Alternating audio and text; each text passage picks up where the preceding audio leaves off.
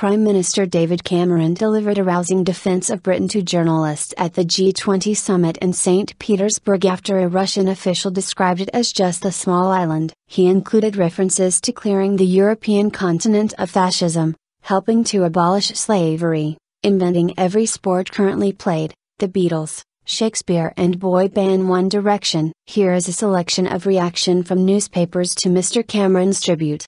George Parker and Elizabeth Rigby, writing in the Financial Times, said Mr. Cameron had struck back in lyrical fashion, delivering an elegiac hymn. Although Mr. Cameron noted that the remark had been categorically denied by the Kremlin, it did not stop him embarking on a Churchillian rhetorical mission to restore the country's international reputation. To the delight of his MPs back home, they said. They added, Mr. Cameron admitted his speech could be set to music and bloggers quickly obliged by adding a soundtrack of Elgar's Land of Hope and Glory to the Prime Minister's patriotic speech. The Daily Mirror said Russian President Vladimir Putin had found out just how much punch a small island can pack when David Cameron laid into him over his arrogant jibe. It praised the British PM for launching a passionate speech about Britain's fantastic achievements through the centuries and said the One Direction reference even proved to the Russian president that we have the biggest sense of humor across the globe. The Times also praised his love letter to the nation,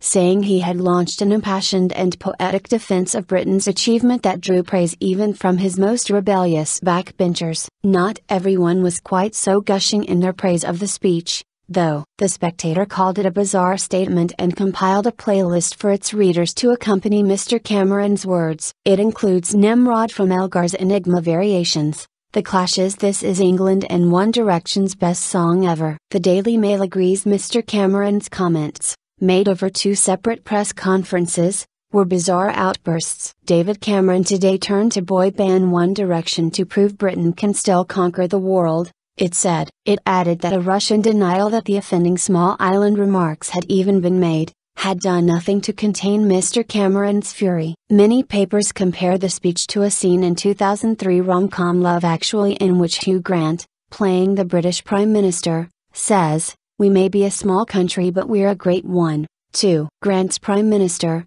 also called David, in a joint press conference with a bullying US President, references the Beatles, Shakespeare, Harry Potter and David Beckham's feat as reasons for British greatness. The Guardian's Stephen Moss says that, while Mr. Cameron had tried to channel the urbane Hugh Grant, it had ended up as playing Fields of Eden hogwash. He goes on to pick holes in Mr. Cameron's patriotic claims, or greatness scuff as the paper calls it, suggesting, for example, that Britain had helped to abolish slavery once morality kicked in at the start of the 19th century, but that was only after we had profited from slavery for 300 years. One of our greatest assets is our collective sense of humor, he adds. Another is, or used to be, our stiff upper-lipped modesty. If you need to boast of your greatness, it probably means you are not very great.